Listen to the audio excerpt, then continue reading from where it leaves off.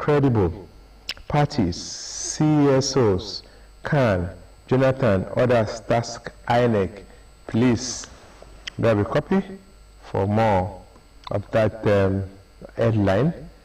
All right, FG records 2.35 billion US foreign reserves inflow in 7 months. That according to the minister, Edo. Hardship, Nigerians petitioning for their lawmakers recall INEC. Well, all right, ex-British envoy cautions against October protests, alleges foreign influence.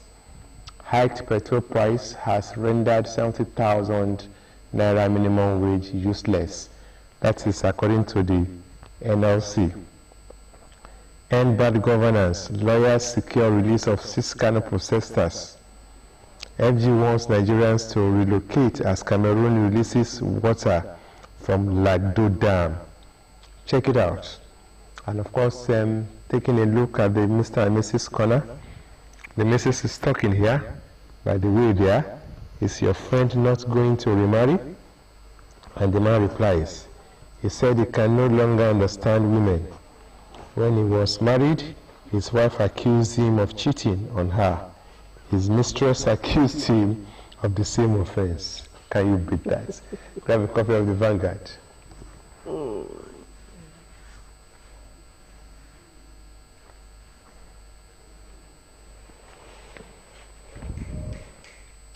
Yes, from the Nigerian Tribune, the front page, cracks widen in PDP over plot to remove Damagan. Adamawa governor declares support for acting national chairman as stand by PDP's constitution. Governor's Forum, that's coming from Adeleke. And above the masthead of the newspaper, NECO releases results 60.55% make credit in English maths. Says 40 schools in 17 states involved in malpractices to blacklist 21 supervisors. 75th anniversary, UBA goes back in time, unveils time capsule, tribe 40 walls. Controversy as National Assembly moves to rush new body to conduct local government elections. Federal government, ex-CJN Onagan gets appeal court nod to settle out of court. Ex-British envoy cautions against October protest, hints of foreign backing. Tinubu cancels United Nations General Assembly trip, Shetima to represent him. Ekiti debunks report of mass failure in 2024 common entrance placement examination. Edo Giba, heavy security ahead polls. 35,000 police officers, 6,433 NSCDC men, soldiers, EFCC on ground to ensure hit-free poll. INEC asks parties, candidates to comply with Electoral Act. CAN holds prayer session for smooth election. Government declares today work-free day. That's all from the front page of the Tribune newspaper. Okay. I'm back to me. That's the Talking Sports. Okay. Come back to the back page of the Vanguard.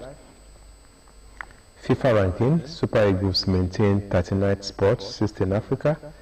And ahead of his heavyweight boxing bout tomorrow in London, Anthony Joshua is in the news and he said, I've been through a lot of pain. Grab a copy of the paper for more on that. Paris Olympics. Igale blames Sports Ministry for Team Nigeria's woeful outing. Says he never got a dime for wrestling development in 12 years. 2024 National Youth Games, Abia wins football gold as Senator Eno was absent as National Youth Games ends in Asaba. All right, Ligue 1 clash, Marseille fans banned from traveling to Lyon. And for the results of the Champions League matches played yesterday, you can also grab a copy of the paper, including FIFA Under-20 Women World Cup latest. The Vanguard this morning, sports stories, the back page. Check it out. Let's now move quickly to the Punch newspaper. Edo poll, military man state boundaries. EFCC goes after vote buyers. Security agencies in show of force. Government declares holiday. Materials arrive 18 local governments. INEC upbeat of success. Above the masthead of the newspaper, Damagam, 4 governors back Wike's support for PDP chair. Dangote officials, refiners tackle marketers over imported PMS. Farmer herder clashes. Federal government panel recommends open grazing, ranching. NECO invites 40 schools over mass cheating in SSCE. Address ticket refunds in 24 hours, federal government tells NCAA. Lagos cleric abductors demand 30 million naira ransom. Forex crisis, PZ cautions to sell Nigeria subsidiaries. All this, the front page of the Punch newspaper this Friday. All right, that's how far we can go as far as the papers are concerned. Well, I don't know if you want to be part of it and you fancy any of the headlines that we have brought to you from any of the 3 newspapers that we have read. You can be part of the program, but I think, all that we mentioned during our intro are just part of the paper, but the one that interests me, no doubt, I don't know how anyone else is going to go about that, is the fact that the recent price hike, fuel price hike has outshined and has made nonsense of the 70%, 70,000 naira minimum. That is even yet to be implemented anyway. You begin to wonder why the dragging. The federal government is yet. I know some states are already paying, looking at I don't know, Edo, and I think Lagos. But all the same, officially, it's yet to commence, even at the federal level. And you also know that it will need another negotiation. I know Ogun State has set up a committee to actually work it out and look at what do they call it now? What is normally called it, the differences, apart from 70%. The consequential adjustments, rather, that it will happen on all other grade levels here and there. I don't think the committee is here to submit its report, but all the same, we'll see how it goes. But bam, fuel price strike just happened, and of course you begin. And federal government also came with a threat yesterday that even private organizations should pay 70,000 minimum wage or risk prosecution. I laugh. I don't know what that means. I don't know whether it happened. I don't know what happened when it was 18,000. If every private, even in some private institutions, 70,000 naira now for those that are getting it. Yes, some are getting 70,000 naira, but not as minimum wage. But as full salary, they are big men in those private establishments. Now, the 70,000 naira has become a minimum wage. We wait and see how things flow from here.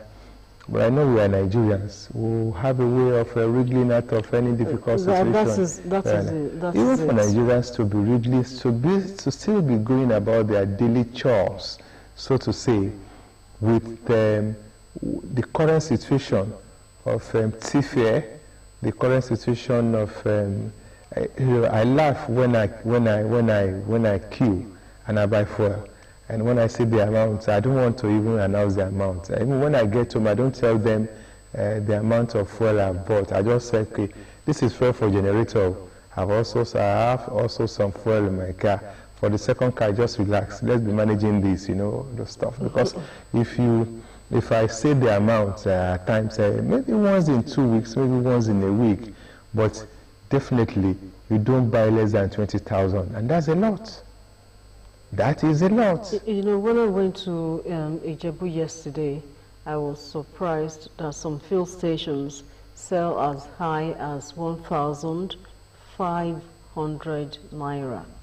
And that's why some of us will always be looking at whether you're, even if you have to top it, once you see the NNPC dispersing fuel, you just have to queue. Exactly. You just have to queue and make use of the opportunity and buy some few quantity because that's where you get reprieve. Then maybe other major marketers here and there, like Mobile, MRS, and what have you.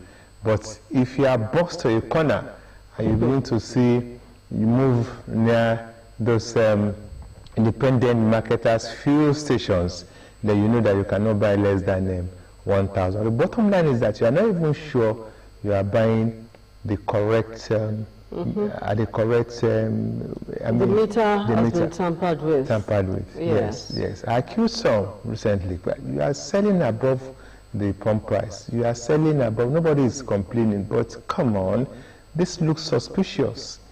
I just hope that there will be a task force in place that should actually, visit without notice these fuel stations. I don't know why they are not efficient.